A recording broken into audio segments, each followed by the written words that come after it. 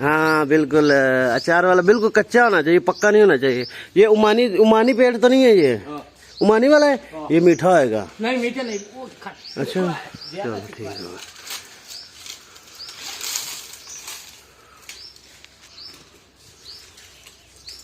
ज्यादा सूखा है, ये पकेगा तो फिर मीठा नहीं होता है, मालूम है।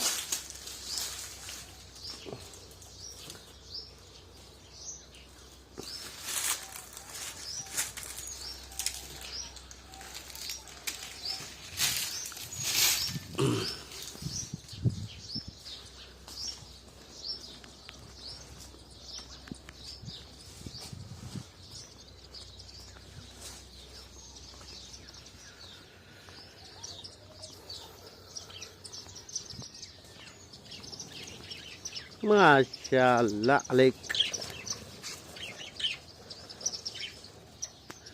लो जी, ये सब आम के दरख्त हैं, बहुत बड़े हुए हैं, बड़े बड़े।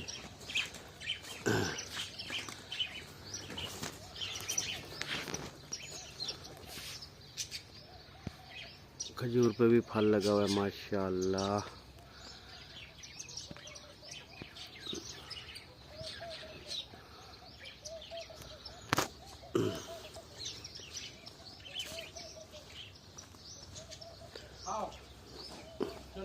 माशाअल्लाह बहुत है।